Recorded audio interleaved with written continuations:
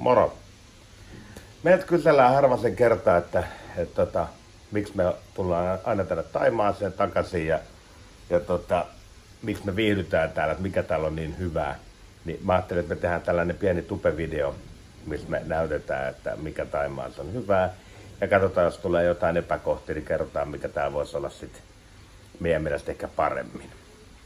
Niin me lähtiin, nämä varmaan tulee 2-3 pätkää tästä Thaimaan hyvistä ja huonoista puolista. Ja ennen kaikkea niistä hyvistä, koska täällä on älyttömästi kaikkea hyvää. Niin nyt lähtee se ensimmäinen pätkä käyntiin. No niin, eli mikä Thaimaassa on hyvää ja mikä saa meidät aina tulemaan tänne uudestaan, niin ensimmäinen on tietysti tää aivan mieletön keli, lämpö. Täällä on niin hyvä ihmisen olla. Käydäisikö se vähän lasten mielipidettä? No niin, nyt ollaan täällä altaalla. Niin on. Täällä on hilkulla niin lämmin, että pystyykö täällä olemaan? Paljon täällä on lämmin? 34 varjossa. Niin. Mutta onneksi tuo vesi on viileältä. Ehkä noin. Siellä meillä Aada nauttii vedestä. Aada! Aada!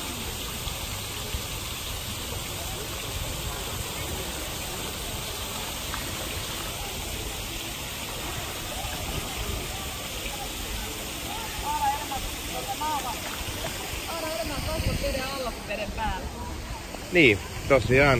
Aada ei yleensä rusketu paljon, kun on koko aika naama veden alapuolella. Sitten toinen asia, mikä on Thaimaassa aika kivaa, on tää järjettömän lämmin merivesi. Tää on niinku, paljon Mika sanoit, että meriveden lämpö olisi ehkä? 28 olisi. Niin, 28 ehkä. Saattaa olla enemmänkin. Enää tää ei tunnu ollenkaan viileältä. Ranta on hiekkaa ja rantaahan riittää. Lapset tuli vähän snorklailemaan tänne, sekin ihan tolkuttoman hauskaa. Oho, auto. Kyllä, tää on niitä yksi isoja syitä, miksi viihdytään Thaimaassa. No niin, ja yksi syy, miksi on mukava aina tulla Thaimaassa uudestaan on nämä hieronnat täällä. Nytkin me ollaan koko famili hieronnassa.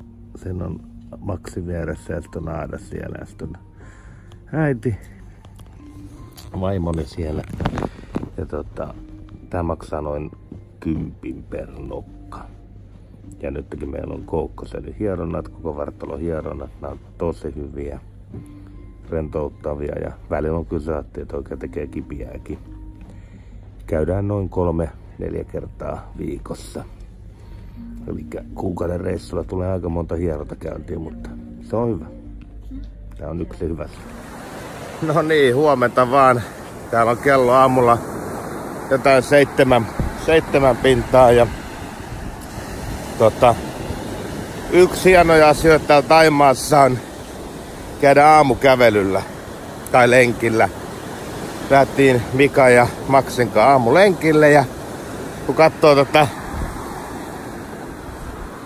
aamulenkkimaisemaa, niin kyllä tääkin niinku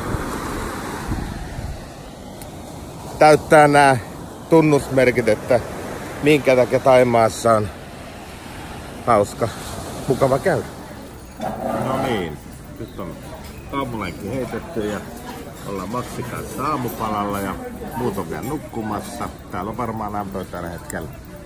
Tuppaa aika lailla 30, että lämmin päivä tästäkin tulossa. Tähän on hyvä lopettaa tää video. Kakkososa tulee hetken päästä, kun saadaan tehtyä ja käytyä paikoille, mitkä on meille tärkeitä.